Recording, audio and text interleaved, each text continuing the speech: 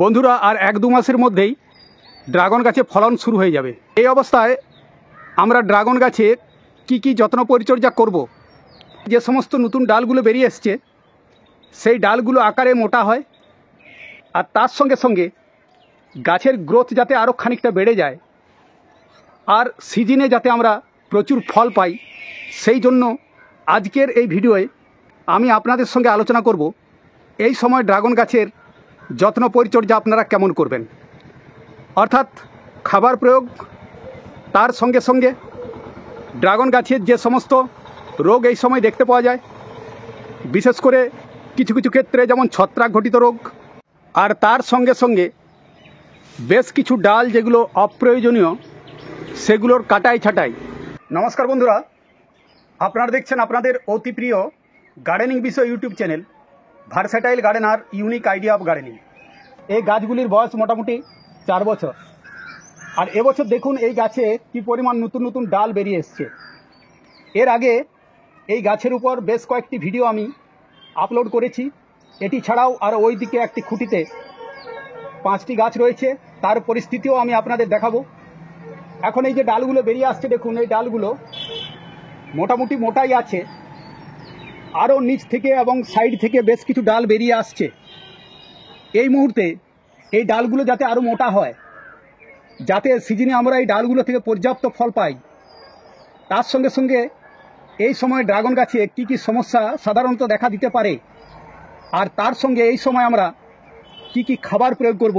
তাই দেশ এবং বিদেশ থেকে যে সমস্ত দর্শক বন্ধুরা আমাদের এই চ্যানেলটি দেখছেন তাদের উদ্দেশ্য বলবো, প্রতিবেদনটি ভালো লাগলে অবশ্যই চ্যানেলটি সাবস্ক্রাইব করবেন, লাইক করবেন, বেশি বেশি করে শেয়ার করবেন। বন্ধুরা আর 1-2 মাসের মধ্যেই আমরা ড্রাগন গাছ থেকে ফুল পাবো। তাই এই সময় আমাদের ড্রাগন গাছে বেশ কিছু কাজ করতে হবে, যেমন খাবার প্রয়োগ, আর তার সঙ্গে সঙ্গে এই সময় আরও বেশ কিছু কাজ, যেমন ড্রাগন গাছ থেকে যে অপ্রয়োজনীয় ডালগুলো বেরিয়েছে, যে ডালগুলো থাকলে ড্রাগন গাছের গ্রোথ কমে যাবে বা যে ডালগুলো থেকে আমরা ফল পাবো না, সেই ডালগুলোকে আমাদের গাছ থেকে কেটে আলাদা করতে হবে। এই সংক্রান্ত একটি ভিডিও আমার চ্যানেলে অলরেডি রয়েছে, অবশ্যই সেই ভিডিওটি আপনারা দেখে নেবেন। আর আজকে আমি কিছু প্রুনিং করে আপনাদের দেখাবো এই সময় আমাদের ড্রাগন গাছে পর্যাপ্ত খাবার দিতে হবে। এই সময় যে ডালগুলো বেরিয়ে আসছে এই ডালগুলো আমাদের মোটা করতে হবে। যদি এই ডালগুলো সরু থেকে যায় বা এই ডালগুলোর গ্রোথ যদি ঠিকমতো না হয়, তাহলে ড্রাগন গাছ থেকে আমরা কাঙ্ক্ষিত ফল পাবো না। বন্ধুরা, আমার গাছটি যেহেতু মাটিতে রয়েছে, তাই আমি এখানে যেমন জৈব সার প্রয়োগ করব, তার সঙ্গে সঙ্গে বেশ কিছু রাসায়নিক সার এখানে আমি প্রয়োগ করব। আপনাদের গাছগুলো যদি ছাদ বাগানে টবে থাকে তাহলে সেক্ষেত্রে আপনারা জৈব সার প্রয়োগ করতে পারেন, আর জৈব সারের সঙ্গে কিছু পরিমাণ রাসায়নিক সারও আপনারা ব্যবহার করতে পারেন। কিভাবে সেটা আমি ভিডিওর পরবর্তী অংশে আপনাদের সঙ্গে আলোচনা করব। দেখুন, আমি এই একটা খুঁটির জন্য নিয়ে নিয়েছি এই পরিমাণ ভার্মি কম্পোস্ট, মোটামুটি 3-4 কিলোর মতো ভার্মি কম্পোস্ট। আর এর সঙ্গে যুক্ত করব এই যে দেখুন মুরগির যে লিটার, পোলট্রি লিটার, এটাকে আমি ভালোভাবে ডিকম্পোজ করে নিয়েছি। আর যখনই আপনারা এই পোলট্রি লিটার ব্যবহার করবেন তখন সেটা যেন ফুললি ডিকম্পোজ হয়। আর আমাদের বাণিজ্যিক ড্রাগন বাগান রয়েছে, সেই বাণিজ্যিক ড্রাগন বাগানের উপরে বেশ কয়েকটি ভিডিও আমার চ্যানেলে রয়েছে। আগামী দিনে হয়তো সেই বাণিজ্যিক বাগান থেকেও আমি বেশ কিছু ভিডিও আপনাদের করে দেখাবো। যারা বাণিজ্যিকভাবে ড্রাগন চাষ করছেন তারা যদি খুঁটিতে করে থাকেন তাহলে প্রতি খুঁটি পিছু আপনারা 5 থেকে 7 কিলো হয় গোবর সার কিংবা ভার্মি কম্পোস্ট, সেই গোবর সার বা ভার্মি কম্পোস্টের সঙ্গে যদি পারেন, আপনাদের কাছে যদি অ্যাভেলেবেল থাকে, তাহলে অবশ্যই এই পোলট্রি লিটার যুক্ত করবেন। পোলট্রি লিটারের সঙ্গে ভার্মি কম্পোস্টকে ভালোভাবে এইভাবে মিশিয়ে নিচ্ছি। যে রাসায়নিক সারগুলো আমি এখানে নিয়েছি সেগুলো এখানে এখন আমি এনপিকে হিসাবে নিচ্ছি ডিএপি, তার সঙ্গে মিউরেট অফ পটাশ, যেটাকে আমরা লাল পটাশ বলি, নিচ্ছি কিছু পরিমাণ সালফার, যেটা দানা আকারে পাওয়া যায়, সালফারটা আমি নিচ্ছি। এছাড়া এর সঙ্গে নিচ্ছি সিউড গ্র্যানিউল। এর পরিবর্তে আপনারা কোনো মাইক্রোনিউট্রিয়েন্ট ব্যবহার করতে পারেন। এগুলো মোটামুটি 25-30 গ্রাম করেই রয়েছে। এছাড়া আমি এর সঙ্গে নিয়ে নিয়েছি হিউমিক অ্যাসিড, এটা পটাশিয়াম হিউমেট ফর্মে রয়েছে। আর তার সঙ্গে নিয়ে নিয়েছি এপসম সল্ট, ম্যাগনেসিয়াম সালফেট। এইভাবে রাসায়নিক সারের সঙ্গে জৈব সারের একটা সুষম মিশ্রণ। বন্ধুরা দেখুন, এখানে একটি খুঁটিতে 5টি ড্রাগন গাছ রয়েছে।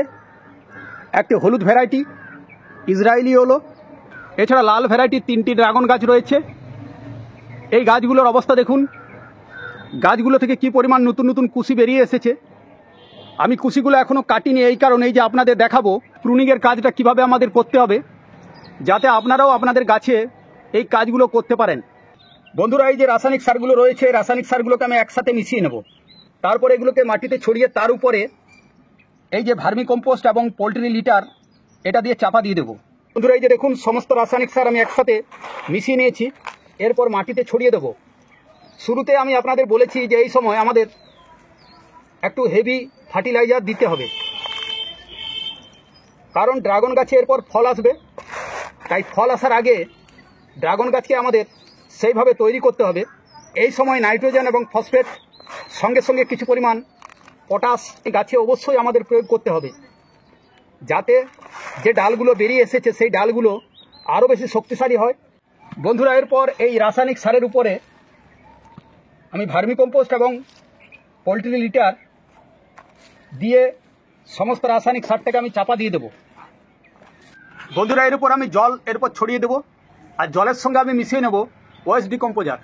প্রতি 3 লিটার জলের সঙ্গে 1 লিটার ওয়েস্ট ডিকম্পোজার দিয়ে ভালোভাবে এই মাটিটাকে ভিজিয়ে দেবো।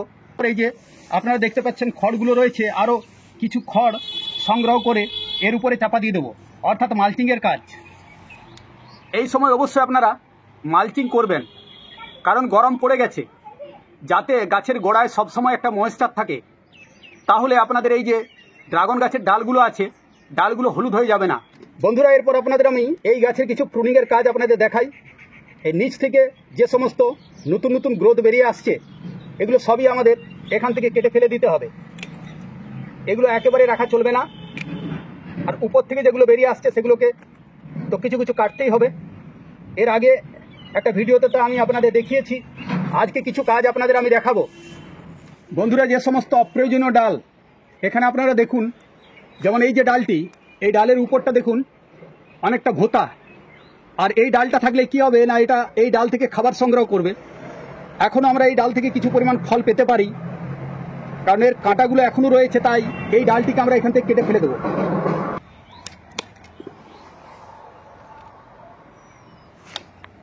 বন্ধুরা দেখুন, এই যে ডালটি রয়েছে এর ডগাটা যেমন ভোঁতা, এটা আকারেও ছোট, কিন্তু এই ডালটি এই মূল ডাল থেকে খাবার সংগ্রহ করছে। তাই এই ডালটাকেও আমাদের এখান থেকে কেটে ফেলে দিতে হবে। এইভাবে দেখে দেখে আমাদের প্রুনিংয়ের কাজ করে যেতে হবে। মার্চ এপ্রিল এই 2 মাসে এই প্রুনিংয়ের কাজ চলতে থাকবে। আর তার সঙ্গে সঙ্গে এই সময় কি কি স্প্রে করতে হবে। বন্ধুরা, এই সময় আপনারা অবশ্যই একটা কম্বিনেশন স্প্রে করুন, যেটা অলরেডি 4-5 দিন আগে আমি স্প্রে করেছি।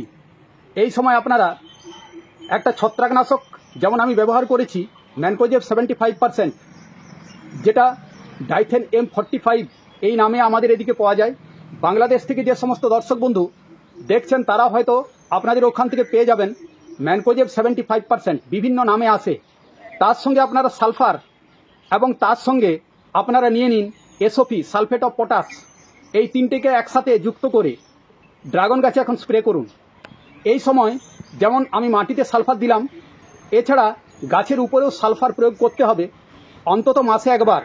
কিন্তু গরম যখন বেড়ে যাবে তখন সালফার আর প্রয়োগ করা চলবে না, কারণ সালফার এমনিতে গাছে একটু হিট তৈরি করে।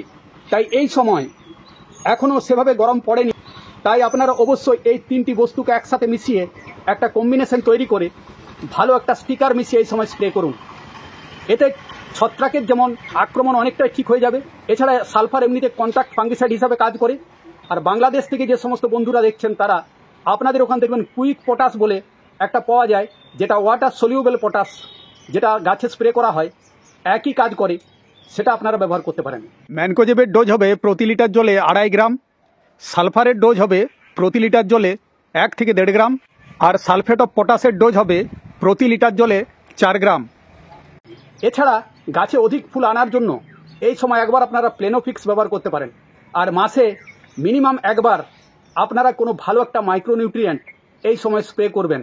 আর তার সঙ্গে অবশ্যই প্রতি লিটার জলে 1 গ্রাম বোরন মিশিয়ে একসাথে স্প্রে করে দেবেন। বন্ধুরা, যারা ছাদ বাগানে টবে ড্রাগন চাষ করছেন তারা এই সময় জৈব খাবার দেবেন, যেমন হাড়ের গুঁড়ো, শিংকুচি, ভার্মিকম্পোস্ট, এছাড়া যেমন সর্ষের খোলের গুঁড়ো। আপনাদের কাছে যদি বাদাম খোল থাকে সেটাও ব্যবহার করতে পারেন, কারণ বাদাম খোলের মধ্যে এনপিকে ভ্যালু বেশি পরিমাণে থাকে। এছাড়া কিছু পরিমাণ সিউড গ্রেনিউল যদি আপনাদের কাছে থাকে, তার সঙ্গে সঙ্গে যেমন আপনারা ব্যবহার করতে পারেন এই সময় এমওপির পরিবর্তে এসওপি, সালফেট অফ পটাশ, যদিও ওটা স্প্রের আকারে দিলে ভালো হয়। এইভাবে আর কিছু পরিমাণ রাসায়নিক সার এই সময় আপনারা ব্যবহার করতে পারেন, বিশেষ করে ডিএপি এই সময় আপনারা কিছু পরিমাণ টবে ব্যবহার করতে পারেন, কিন্তু তার পরিমাণ হবে টবের সাইজ অনুসারে। যদি আপনাদের ড্রাগন গাছ 12 ইঞ্চি টবে থাকে তাহলে 12 থেকে 14 দানা, হার্ডলি আপনারা 20 দানা ডিএপি ব্যবহার করতে পারেন। তাই এই সময় আপনারা এই কাজগুলি করুন, তাহলেই সিজনে ড্রাগন গাছ থেকে প্রচুর ফল পাবেন। এই ছিল আজকের প্রতিবেদন। যদি প্রতিবেদনটি আপনাদের ভালো লাগে, আপনাদের যদি কাজে লাগে, তাহলে অবশ্যই চ্যানেলটি সাবস্ক্রাইব করবেন, সঙ্গে সঙ্গে লাইক করবেন, বেশি বেশি করে শেয়ার করবেন। এই অনুরোধ রেখে আপনাদের সুস্থতা ও মঙ্গল কামনা করে আজকের মতো বিদায় নেব। দেখা হবে আগামী এক গুরুত্বপূর্ণ প্রতিবেদনে। নমস্কার।